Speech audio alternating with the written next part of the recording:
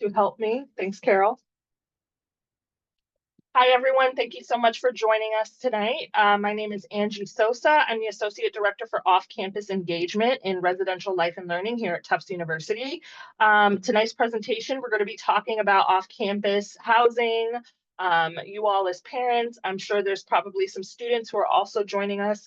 A lot of the information is the same across the board. Obviously, we want to make sure that everybody has the information that we're able to share. And as we mentioned, this information will be available later on.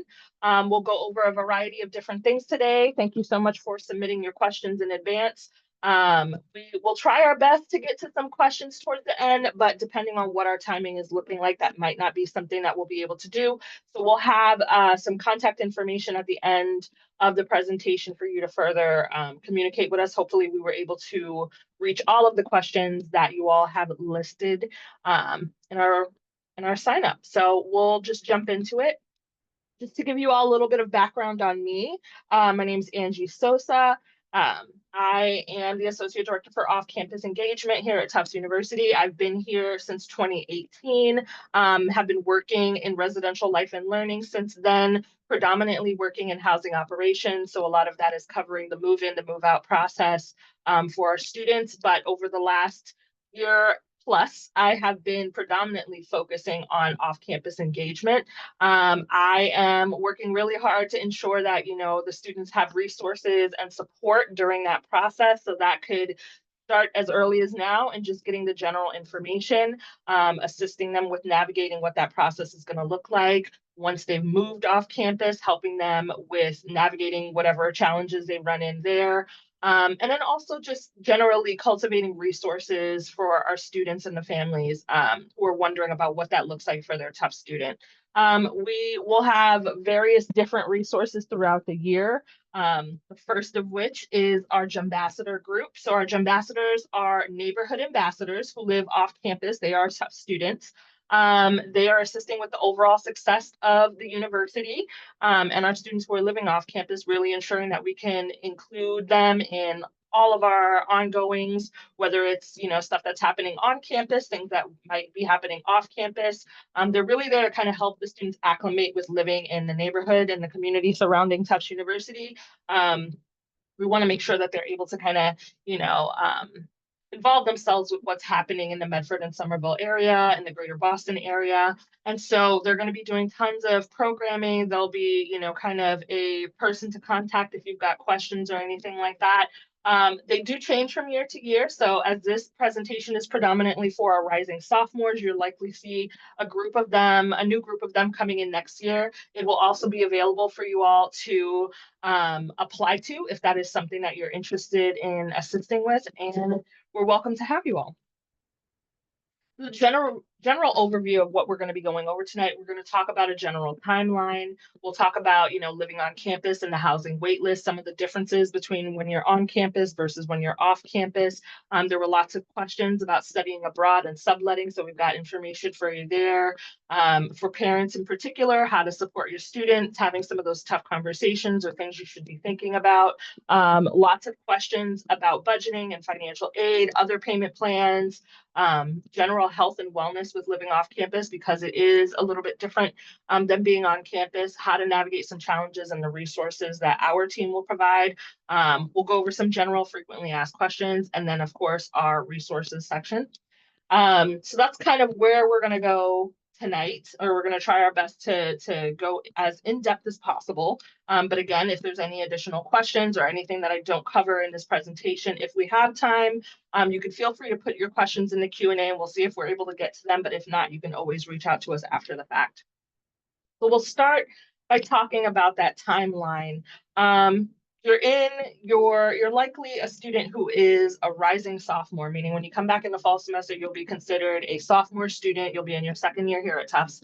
And what we have found is that there's a lot of students who kind of jump into that process once they've got here.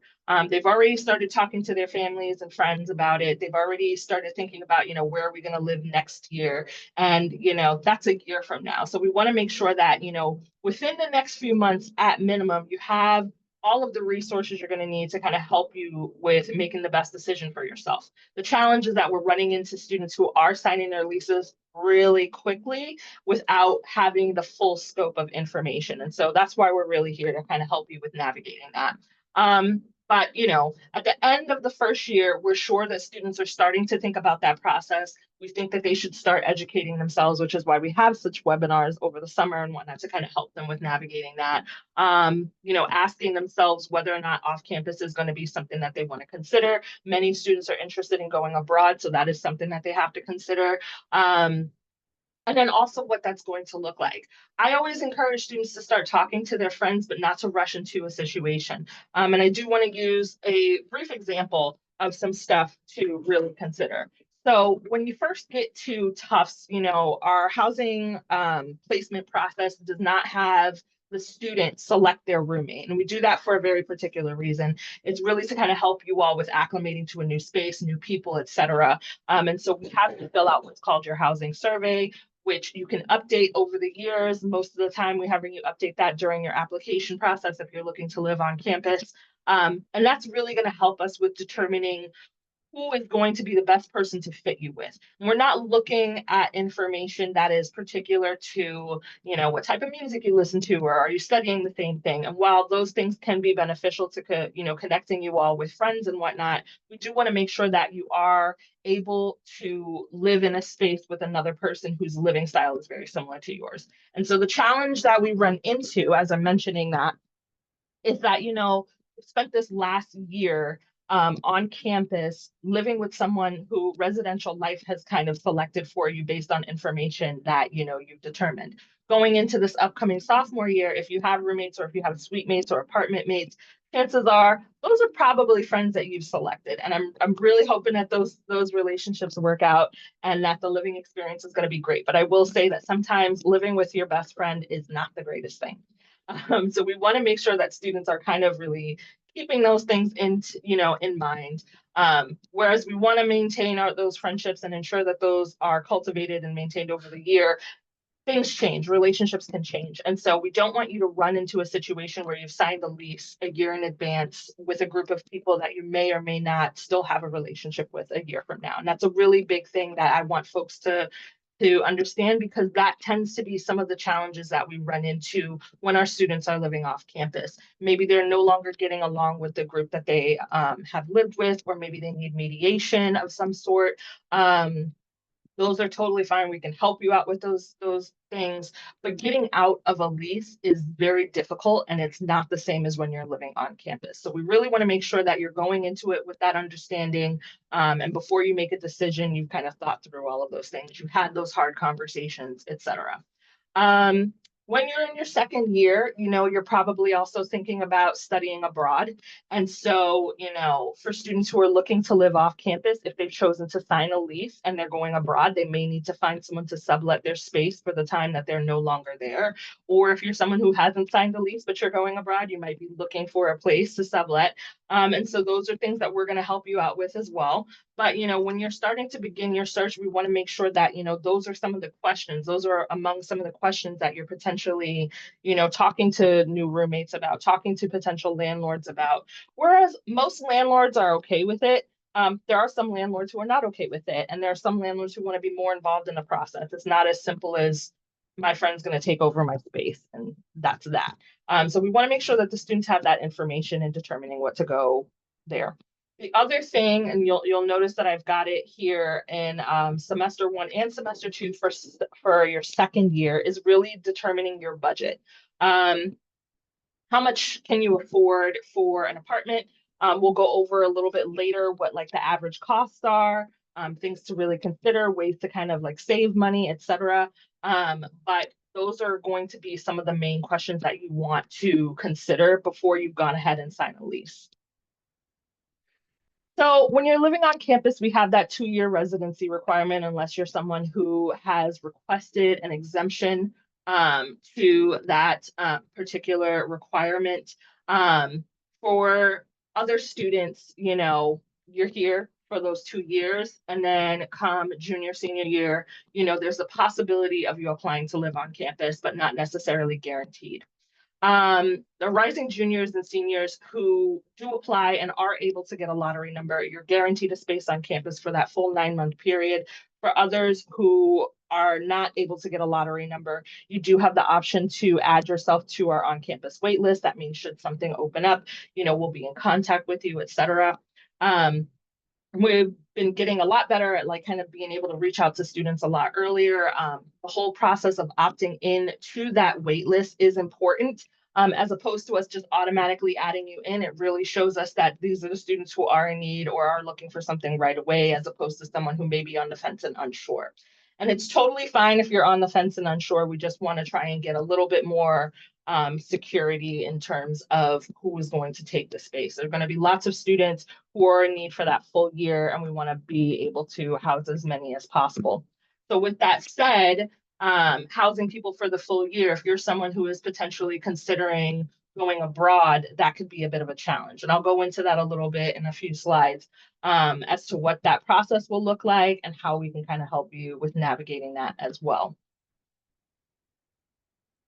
A question that's come up in the registration process was regarding students who may have housing accommodations, and that could be for medical, religious, or other.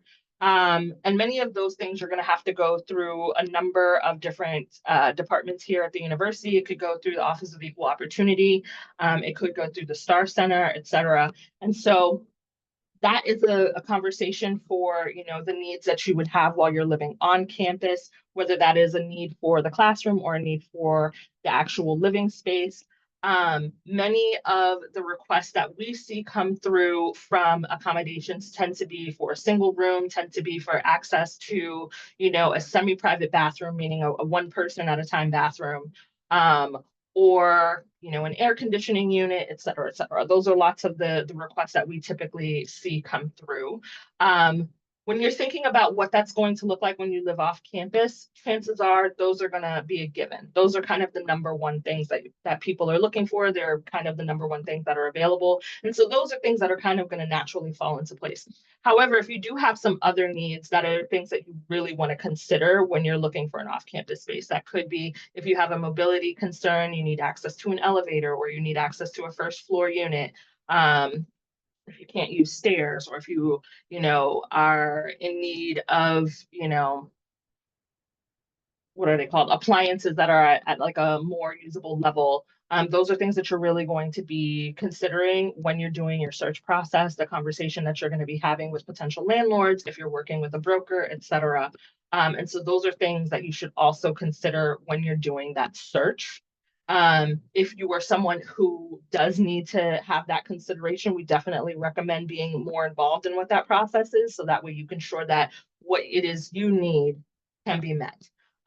It is still against the law for landlords to discriminate against any student who has a need of any type like this. So if it's not something that can be met with a reasonable accommodation, you feel like you were experiencing a bias or anything like that, we do recommend reaching out to the Massachusetts Commission Against Discrimination. We've got some resources available on our website for that as well. But hopefully that's not something that we're running into. Just want to make sure that folks know that that is a resource that is available should you feel that you're running into a situation like that. So going back to the on-campus housing application and process, and you have to forgive me, these dates might be a little bit wonky. I would recommend keeping an eye on your email or checking the website for housing applications, just because they may update some information. But typically the application is going to be available in early October. Students who are interested in living on campus should apply as early as that, as soon as possible, because you don't want to miss the window for that. But typically for rising juniors and seniors, it does close fairly quickly within a 3 to 4 week period. So likely by the end of October. Your lottery outcome will likely be available in early November, and then the housing selection process would likely happen in early December. As I mentioned, those dates are potentially scheduled to change. So keep an eye on your email, keep an eye on the website and all of that. My colleagues in housing operations will be doing presentations and sending lots of communication about those dates and information pertaining to that process. If you're studying abroad, you will need to submit a study abroad intent form through the Global Education Office by November 1st. So here's where some of this challenge comes in, where we were talking about a little bit earlier, is if you are thinking about studying abroad and you have applied for on-campus housing, chances are it's going to label you as ineligible for on-campus housing. And a lot of that is because we're trying to house students on campus for that full academic year. It doesn't mean that you don't have a shot. Definitely apply to be on the wait list. Should something become available. Sometimes we do have spaces where we'll offer it to students who are only here for the fall, but those spaces tend to be much more limited. So we want to ensure that, you know, we're doing everything we can to ensure that students who need it for the full year can get housing for the full year. That is not going to leave you high and dry. We definitely want to make sure that you understand we've got some resources for you. And so just keeping in mind that, you know, we've got students who are utilizing various resources from our office. That's the off-campus Canvas page. So if you're a Tufts student, that is something that you'll have to use your Tufts credentials to log into. You'll just search off-campus engagement and you'll be able to see lots of our resources, access to our discussion board. The Canvas page is, you know, it's the same as what you use for your classes. So it's very, you know, user-friendly and whatnot. Fairly quick to use. You can connect with students. You'll see people who have posted things, or maybe they've got an opening for the summer, an opening for the fall, and they're looking for someone, they'll post photos, etc. That can get a little bit, you know, busy. And so one of the things that we have added in the last year is our subletting e-list, which if you're interested in, you would fill out a form that lets us know that you're interested in, you know, finding someone who's potentially subletting a space for one or other semesters. That could be someone who's looking for the fall or the spring or the summer or a combination of any of those. And what we do is we'll collect information from you as well as information from people who have a space that are looking to rent it out to another person. And we'll connect it based on the information that you have submitted there. And so that's typically going to ask you questions about, you know, is there a preferred gender that you would like to live amongst? Is there a budget that you need to stay within? Do you have any issues with like sport animals or, you know, allergies or anything like that that could be a hindrance to living within a certain space? And so in those cases, we'll connect you with potential people whose criteria has matched your own. So say, for instance, someone has posted a space that says, you know, we take any gender, we don't have a problem with animals, and our rent is, you know, $1,100 per month. Anybody who has submitted a form that fits within that, we're going to send you their information and vice versa so that you all can connect. So it kind of helps with like making the process a little bit easier to locate. We've had a lot of success in the last year. And so we're going to continue that and yeah, see how long we'll end up needing that for. We have our off-campus housing website, which is just offcampus.tufts.edu, and that is in partnership with apartments.com. They have a college division, off-campus partners, which kind of focuses on, you know, a lot of the student resources and whatnot. Similar to our Canvas page, you would need your Tufts credentials to log in there. It's going to be the same information that you use to get into your email or sign on to the Wi-Fi. So we definitely recommend there. You can look for off-campus spaces, so apartments or rooms. You can look for roommates. The cool thing about that particular site is that it is something that is used by other schools in the area. So, you know, if for whatever reason you are interested in potentially, you know, not just looking at Tufts students, maybe find you have a friend that goes to Boston University. Okay, you can also look there to see if there's anybody who may be looking for a roommate or in that particular area, if there's any spaces available, and that can kind of help you all navigate and narrow down some locations. Facebook is not a huge thing that is used by our students. We definitely recommend signing up for some of those things because there are some useful tools that you can find there. There's a rental section on Facebook Marketplace. There are a lot of pages, I will say, that are labeled Tufts off-campus housing, but those are not connected with our department. And so if you do come across something like that, you know, of course, we're going to ask you to use your discretion. This is not saying that useful information won't be posted there, but we want to make sure that you all are being as aware as possible so that you can avoid scams, etc. With our off-campus housing page, through apartments.com, even though it is through apartments.com, there is much more oversight from our team and from the partners that we have over at that company to remove things that may have been flagged or anything like that. And it's happened a couple of times, whether it's been someone who has noted it from our office or someone who's noted it from another school. Those are things that we're always trying to catch and make sure that our students have the best options as possible. And then also for those of you who are on GroupMe, there are class chats.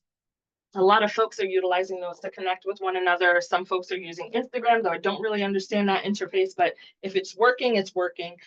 So we definitely recommend using all the tools that are available to you. But in any case, whatever tools you end up using, we do want to ensure that you are being very diligent and cautious about whatever questions and things that you're doing. Don't send any money ahead of time. Make sure that you've seen the space in person. This is another reason why we say it's best for you to wait until you kind of come back to campus to kind of do things, etc. There were also some questions about Tufts' new building and whether or not it was going to be open and available for our students. So some of this information is available online, but right now the building is scheduled to open in fall of 2027. So we're quite a bit of time away. It will be open to juniors and seniors, predominantly apartment style, and we're estimating that it'll be over 650 residents who will be living in that space.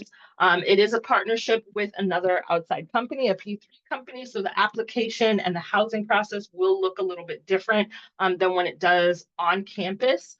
So that's something to keep in mind, but I do believe that the lease period will be longer than a typical 9-month lease of living on campus.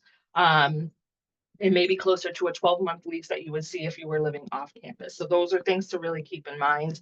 But it is something that should be available to many of the people on this call in their senior year. Right now, as I mentioned, it says it is scheduled to open fall 2027, but that information is really dependent on how construction goes, et cetera. So making sure that you're kind of keeping an eye on what that looks like. In my experience, though, I will say many students who have lived off campus for their junior year are often staying off campus for their senior year. So it's not saying that this won't be, an option for you, but chances are it'll be a little bit out of your kind of plan because you might have already had something.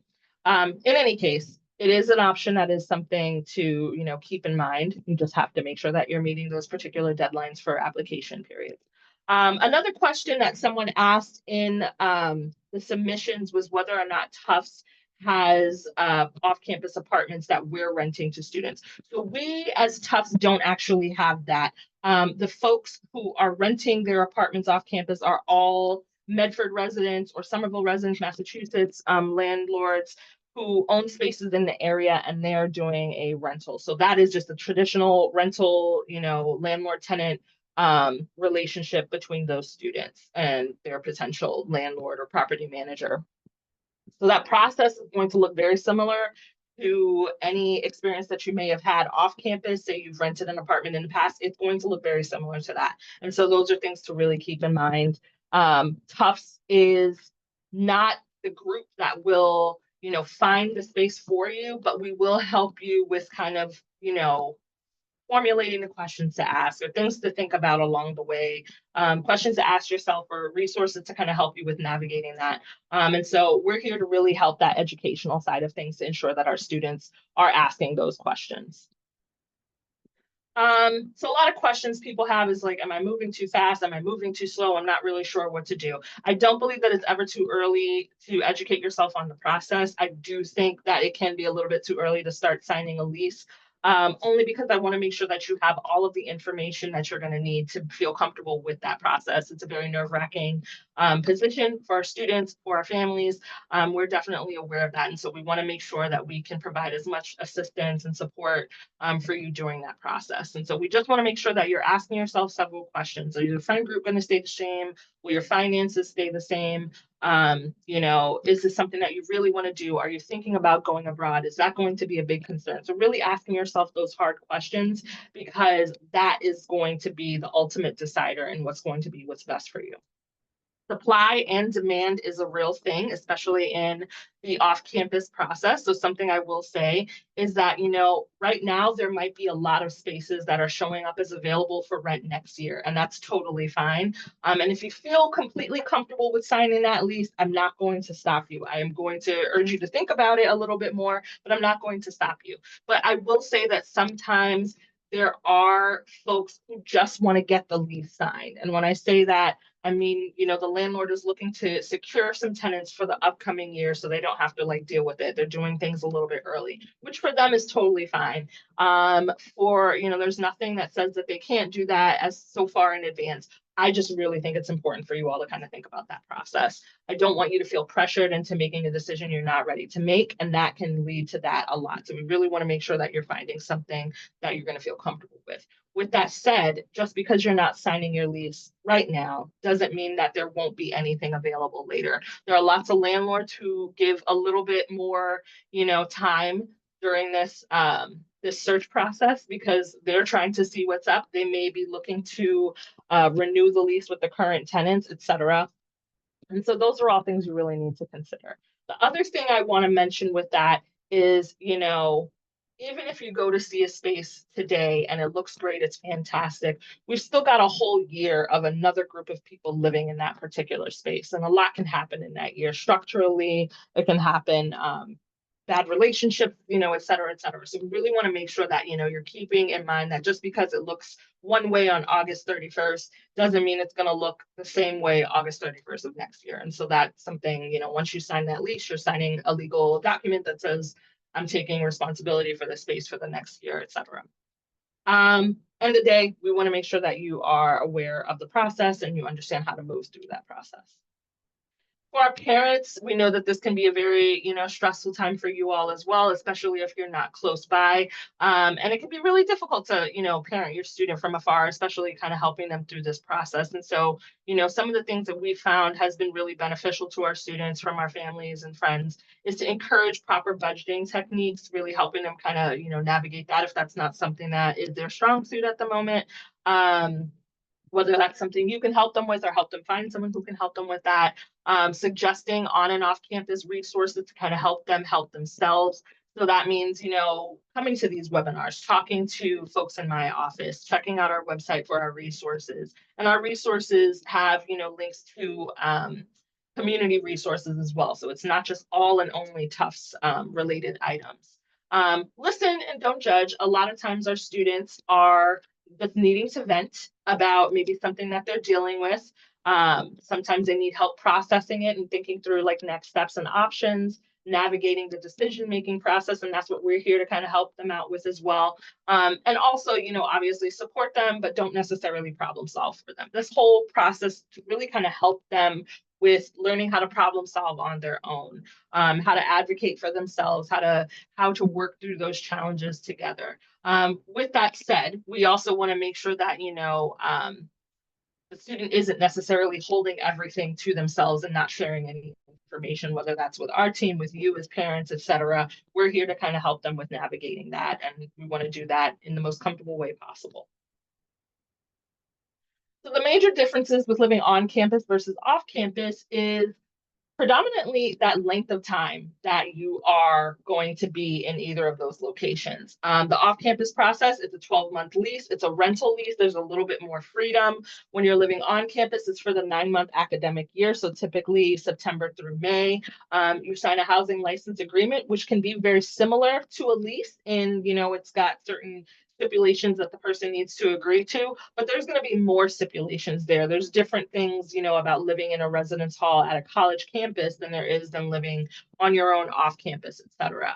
The types of housing is completely different, right? And so those are things that you are probably going to run into when you're noticing the difference there. And we'll be able to have some information on our website to kind of help you with navigating what should I find in my lease? What are things I should be asking when I go to view an apartment, et cetera. The finances are different, obviously. When you're living on campus, most of those things are all included. That's the rent, that's utilities, internet, etc. You're paying those things upfront each semester in full versus when you're living off campus, utilities might not be included in the rent. Those are things that will have to be paid separately. You'll have to pay them to the necessary, person. So getting used to that can be a challenge for people as well. And then obviously personal items. These are kind of the major things. The personal items things, when you're living on campus, that stuff is provided for you. We provide furniture, and general things like that. You're limited on things that you can bring in based on the size of the space, based on just our general policies and guidelines. When you're living off campus, you have a little bit more freedom. You are responsible for bringing your own furniture. Chances are a landlord or property manager won't have items already in the space for use. So that is something. We have some resources on how to navigate that as well. So that is something to really consider. And then you're going to be responsible for losses or damages. And actually, you'd be responsible for losses or damages in the on-campus site of things as well. So we always recommend renter's insurance. That was another question that someone had. If families have a home that they own, you might be able to tag that insurance onto your homeowner's policy. So I would definitely recommend speaking with your whoever your provider is. But for those who are just looking for general renters insurance, it can be very inexpensive, anywhere from $10 to $15 usually per month. You'll get a discount if you bundle or if you pay it in advance. So we definitely recommend looking at all of those different things to make sure that your items are insured. Lots of the spaces in the area with our landlords are in homes that have been renovated into multiple flat units. So you might have a home that has anywhere from 2 to 3 apartments in that entire space. And that landlord, that homeowner, is likely going to have homeowner's insurance. And that's going to cover the actual structure of the space. That may not cover the items that are inside of the space, outside of appliances, etc. So if you have personal effects that you want to make sure are covered, renter's insurance is definitely the way to go, both on campus and off campus. Another thing with that actually is if you do have on-campus renters insurance, typically it tends to move over. So I would definitely recommend talking to whomever the provider is on that as well. As we mentioned before, having those tough conversations are really going to be beneficial for parents and families, students to have with one another, et cetera, because we want to ensure that, you're having the uncomfortable conversations earlier on to make sure that you have a plan if something is met at a later time. Be honest with yourself, be honest with your friends about what your needs and your wants are, what you're able to do. Compromise is really important. You might be used to living a certain way and are uncomfortable with the way someone else lives. So how can we make this kind of work together? As I mentioned earlier, even the best of friends don't make the greatest housemates. So that's something to consider as well. And leaving an off-campus apartment is not very simple. It's very difficult to break a lease. When you're living on campus, if you have any issues or whatnot, you could work with your residential life coordinator, with your RA, with folks in the housing office to kind of see, is there anywhere that we can move you elsewhere on campus if a move is necessary. But it's not that simple when living off campus. It can become a challenge to try and find someone to take over your lease or sublet your space last minute. It can be a cost burden. So those are all things that are really important to recognize and think through before you've made a decision. So now we're going to jump into the finances, which is what I know a lot of people are here wondering about. On average, the rent costs approximately $800 to $1,300 per month for one room per person, not including utilities. I usually tell folks to estimate utilities approximately $150 per month per person. Of course, those things are going to fluctuate depending on the particular needs of the house. Is the house heated with gas or electric? Is heat included in, the rent costs, so those are things to look out for. One thing that's not noted here because it can be a little bit tricky, so I definitely urge you all to do some research there, is in terms of who is responsible for the water. In many spaces and in many spaces surrounding the campus where most of our students are living, the landlord will be responsible for covering the cost of the water, but that's really dependent on, is there a meter set up? When was the property built, et cetera? So those are some of the questions that you're going to want to ask and some of the questions that we'll have available for you all on our resources page fairly shortly so that you know what things to really look for. Food, transportation, personal items, all of those things are going to be variable and really dependent on the student or the students, the family's needs, etc. So we always recommend that you're considering ways to budget appropriately, utilizing wholesale clubs, reaching out to utility companies in advance to kind of gauge what the estimates of those costs are. Um, if you have a vehicle and you're thinking about bringing it to campus, asking those types of questions like, will I have parking available at this space? Where can I park it if I don't have parking available at this space? If your vehicle is not registered in the state of Massachusetts, many times you're unable to get a street permit if your vehicle is not registered here. So that is something to really consider. And this is going to cost you more money in the long run. Whereas a lot of students are looking to live very close to the periphery of campus, not everyone's going to get that space. And so we want to make sure that, you have methods of getting around that are going to be a little bit easier to manage and navigate. If you're going to need to utilize public transportation, things of that sort. Like I said, lots of different options there. So you're welcome to ask us any questions later on if you've got any about the parking or what that process might look like. For students who are receiving financial aid, I am obviously not someone that works in financial aid, but I've done this presentation many a time with my colleagues from financial aid. Number one, I definitely recommend reaching out to your particular financial aid advisor to speak with you about your specific situation. But this is going to give you a little bit of some general information about what to consider. So this image at the top here is really going to show you how financial aid is determining what the financial need is, their aid eligibility, et cetera. They're going to take all of the numbers that they can, tuitions and fees, housing, food, books and supplies, personal, and they're going to subtract what the family contribution or the student contribution is to determine what the actual need is, which will be met through scholarship, student loan, work study, grants, et cetera. So that's kind of base information. The cost of attendance is going to be based, well, specifically your housing and whatnot, is going to be based on the first and second year of your on-campus housing, which is a little bit lower than a junior year information. I'll have that in a slide in a couple of minutes. But that is really important to kind of really determine what it works out to be.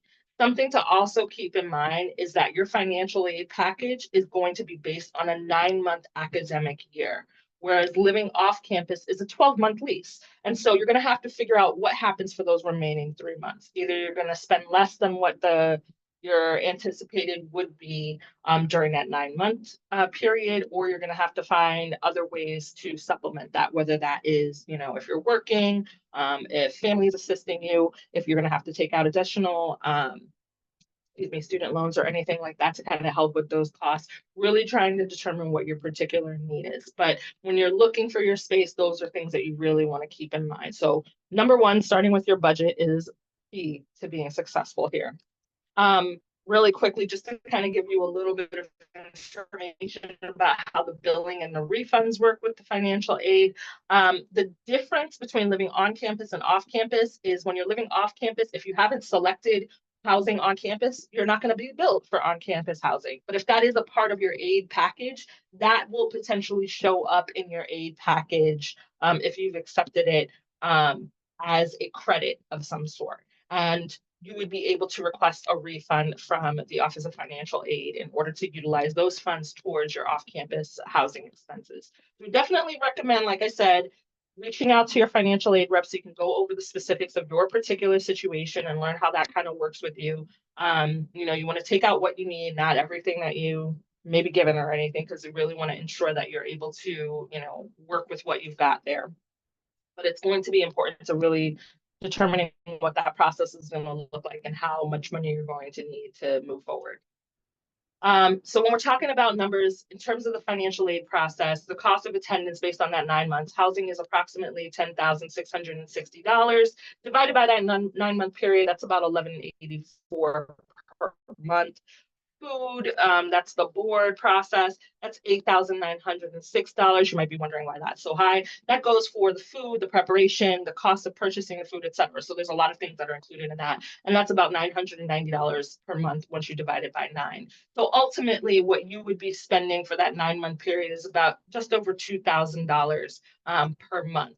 However, when you're living off campus, you're looking for a 12-month period, that 2,000 number is going to be much lower because you're not dividing it by 9, you're dividing it by 12. So those are things to really consider. When you are receiving financial aid, however, your financial aid isn't dispersed until after classes start.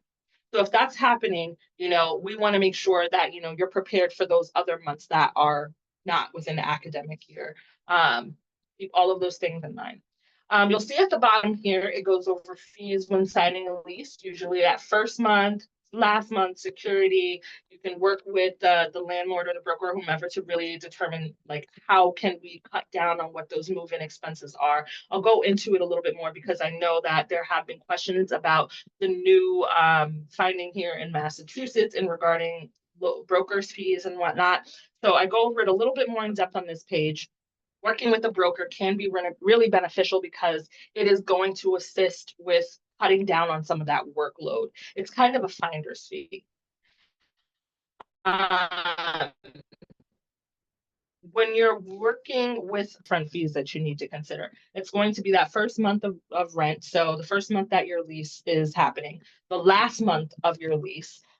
So not this previous month, but the last month at the end of your lease, and then potentially a security deposit, which should be equal to 1 month's rent. Those are other things that you really want to be aware of. If you do have to pay a security deposit, there are certain things that the landlord or property management company has to follow in the state of Massachusetts. In regards to your security deposit, it is supposed to go into an interest-bearing account. So we want to make sure that you have information on that available. Also available on our website. You can always check that information out. And the new stuff, if you're working with a broker, potentially a broker's fee. So I've got a couple of bullet points here off to the right that kind of give you a little bit of information in regards to the broker's fee that will be effective as of this Friday, August 2025, August 1st, 2025. The person who contracted with the broker will be charged the fee. So what that means is that if you're looking at a space and you're working with a broker and you've hired that person and you've signed documents to have them help you find spaces, then you will be responsible for that fee. However, if you find a space and that landlord happens to be working with a broker, that landlord is likely the person who is responsible for that broker's fee. So it's really important to kind of ask those questions of who is going to be the responsible party, because if you don't have to pay that 1 month upfront, you want to avoid that. It is still possible that the tenant will be responsible for it, but that's why you're asking all those questions. And for anybody who may have signed a lease prior to this, it is not retroactive, so that is also something to keep in mind. For folks to kind of keep in mind, our online system that's partnered with apartments.com has been working to enable fee transparency on our site. So once you go and you click on a space that's available, you'll be able to see what are the associated fees. They may list a broker's fee. They may list, a key change fee or anything like that. And if you're unsure if there's a fee, a fee associated, make sure that you're asking those questions up front. Try to get it right. So here's that breakdown that I was giving a little bit earlier, the difference between, if you are a junior or senior living on campus, if you're someone who's receiving financial aid, or if you're a current sophomore, what the cost of your housing is, what you might be paying for your meal plan. So the numbers that are listed here for the meal plan, by the way, are the most common meal plans that people are getting. So this is all variable, but it gives you kind of an approximate number of what you're looking at. And what you can see here is, yes, there's definitely some variable amounts here, but we're looking at pretty similar costs. Obviously, the difference is when you're on campus, it's a 9-month, you're paying that cost for a 9-month placement. When you're off campus, you're paying that for 12 placement. So I highly recommend taking a screenshot of this if you want to come back to this. But like I said, this is being recorded, so it will be available at a later time. You can always check that information out as well.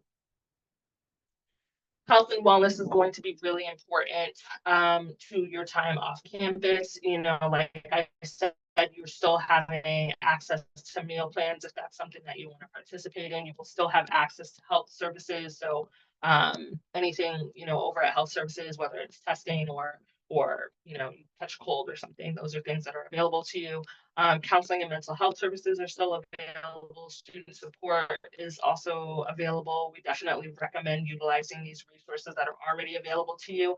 You can still use it while you're off campus, so long as you're a student. So we want to make sure that those things, as well as any other, resources that you've found to kind of help you along the way, are going to be helpful there. The other thing is our team will also be providing monthly newsletters to our students who are living off campus. It's really kind of to help you with advertising, things to keep in mind, tips and tricks, whether it is, local businesses that might have some discounts for our students, quick and affordable recipes or goings-ons that are happening in the neighborhood. Comes monthly. You will also likely get some, random communications from a ambassador who's assigned to oversee your particular area. And when I say oversee, they're not working with you in the capacity as an RA would when you're living on campus, but they are kind of there to kind of help support you. If you've got questions about like, what do I do? Who do I talk to?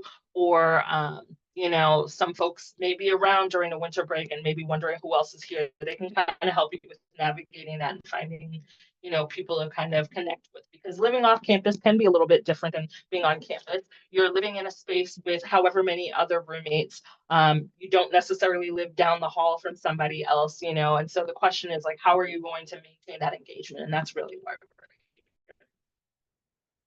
so off-campus engagement is really going to be able to help with that engagement factor. We can help you with any roommate mediations or conflict resolution that you may have. So say, for instance, you and your roommates are having a bit of a challenge. When you're living on campus, we're always recommending that you fill out a roommate agreement. When you're living off campus, we don't necessarily have a roommate agreement, even though you could use something similar to that to kind of navigate some of that conversation. But we're here to really help. We're not going to take sides. We're here to help everybody feel heard and make sure that you all are able to get what you need out of that conversation. We can help you with general review of off-campus needs and challenges. I will say that we are not legal professionals, so we cannot review your lease, but we can provide you with some basic stuff that you should be looking for within your lease, so that'll be helpful. We can help you with navigating housing or looking for subletting opportunities, even though we can't actually go out and visit the space for you and have, sign the lease for you, et cetera. We're going to help you with navigating that. And then also, like I mentioned, maintaining that involvement while you're living on campus. This is our last slide. I've done pretty okay, I would say. It's 6:52, and we've got some resources and contacts on how to contact us. This is a bunch of links, but I will say that they're fairly simple to find. All you need to do is Google search off-campus housing or off-campus engagement at Tufts University. It should bring you to our general website, which has links out. You can follow us on Instagram. We are partnered with the Tufts Residential Life page right now.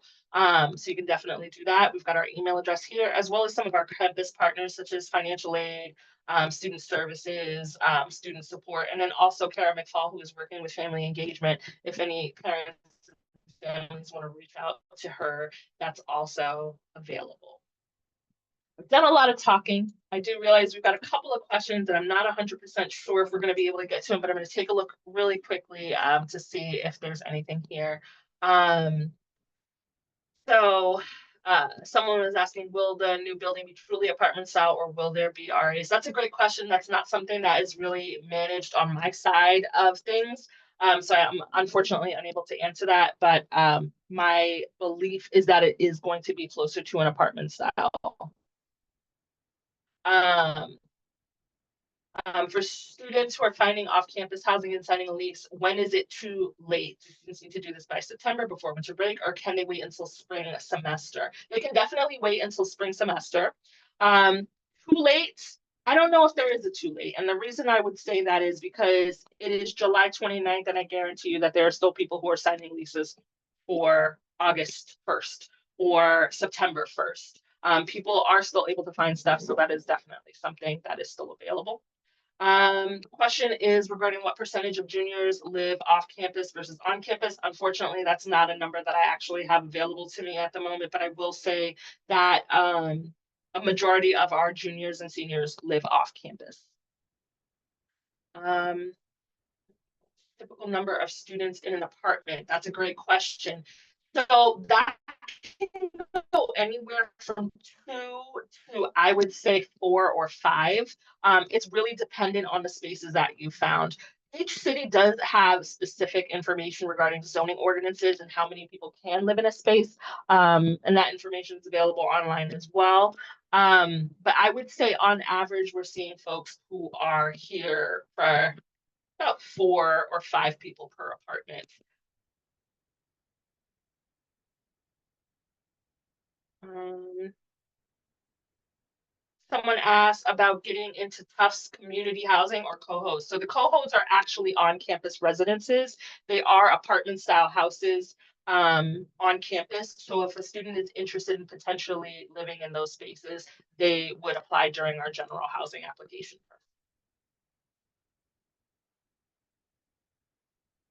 When are most leases signed and what is the typical start date? When they're signed is really variable because there are people who are likely going to be seeking out leases to sign for next year right now.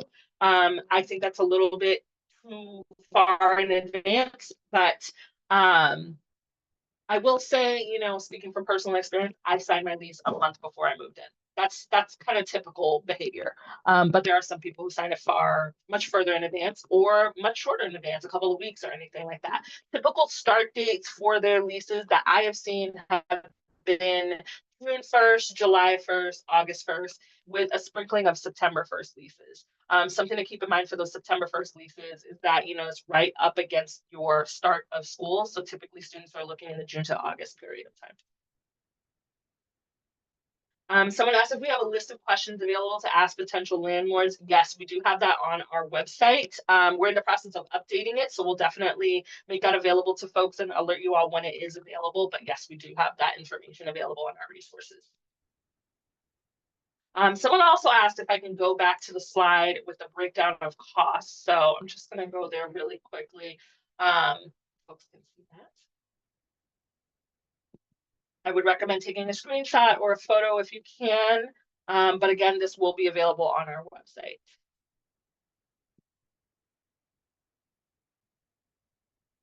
I'm just going to leave us at our resource and contacts page. I want to thank you all again for joining us.